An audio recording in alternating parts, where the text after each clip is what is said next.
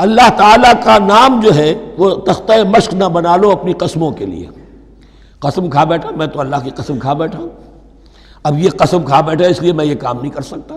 چاہے وہ نیکی کا کام تھا، کسی وقت غصے میں آدمی آ کر قسم کھا بیٹھتا ہے. حضرت ابو بکر صدیق نے بھی قسم کھا لی تھی.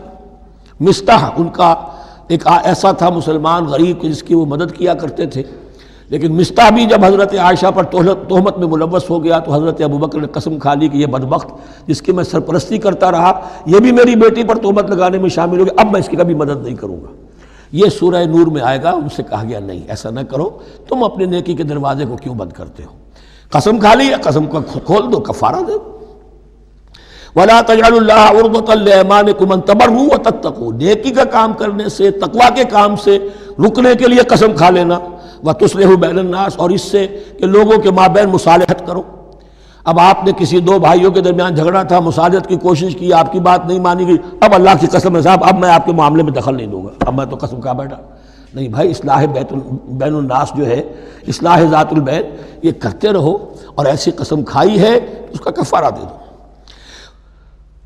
واللہ سمیع علیم، اور اللہ تعالیٰ سننے والا اور جاننے والا ہے. لا یؤاخذکم اللہ باللغو فی ایمانکم.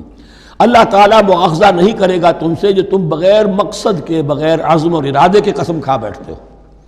یہ عربوں کا رواج ہے، واللہ باللہ کے بغیر ان کا کوئی جملہ شروع ہی نہیں ہوتا. تو یہ در حقیقت قسم کھانے کا ان کی اس وقت نیت نہیں ہوتی، بلکہ یہ ان کا ایک جس کو ہم کہتے ہیں تقیہ کلام ہے، ان کا ایک اسلوب ہے گفتگو کا، واللہ باللہ ہے. تو اس پر مؤاخذہ نہیں ہے. وَلَٰكِن يُؤَاخِذُكُم بِمَا كَسَبَتْ قُلُوبُكُم. ہاں جو تم نے ارادہ کر کے، تمہارے دلی ارادے کے ساتھ جو تم نے قسم کھائی ہے، پھر اس پر مؤاخذہ ہوگا. اسے توڑو گے اس کا ایک کفارہ ہے، وہ بعد میں آئے گا. واللہ غفور حلیم، اللہ غفور ہے، بخشنے والا ہے، اور حلیم ہے، فوراً نہیں پکڑتا، فوراً سزا نہیں دیتا، مہلت دیتا ہے کہ اصلاح کر لو. للذین یولون من نسائہم تربص اربعۃ اشہر. اب یہ بھی ایک قسم کھا لی جاتی تھی کہ کسی وقت کسی مرد نے، کسی شوہر نے قسم کھا لی اب میں اپنی بیوی کے قریب نہیں جاؤں گا، ناراض ہو گئے، غصہ آ گیا، میں تمہارے سے کوئی تعلق نہیں رکھوں گا. یہ ایلا کہلاتا تھا. حضور نے بھی ایلا فرمایا تھا اپنی ازواج مطہرات سے جب انہوں نے کچھ زیادہ نفقے کا مطالبہ کیا تھا کہ اب عام مسلمانوں کے ہاں بھی خوشحالی آ گئی ہے تو اب ہمارے اوپر یہ سختی کیوں ہے، ہمارا بھی جو نفقات ہیں، ہمارا جو خرچ ہے، وظائف ہیں، بڑھائے جائیں. اس پر حضور نے پھر ایلا کیا، اس کا ذکر ہے، وہ بعد میں آئے گا. لیکن وہاں عام طور پر لوگ قسم کھا کے بیٹھ جاتے تھے. اب قسم کھا لی ہے، پچھتا بھی رہے، کیا کریں، قسم کھا چکے، اب بیوی کے پاس کیسے جائیں؟ اب وہ بیوی معلق ہے، نہ وہ شادی شداؤں میں ہے اور نہ وہ علیحدہ ہے، آزاد ہے. للذین یولون من نسائہم تربص اربعۃ اشہر. 4 مہینے کے لیے تو وہ انتظار کیا جا سکتا ہے.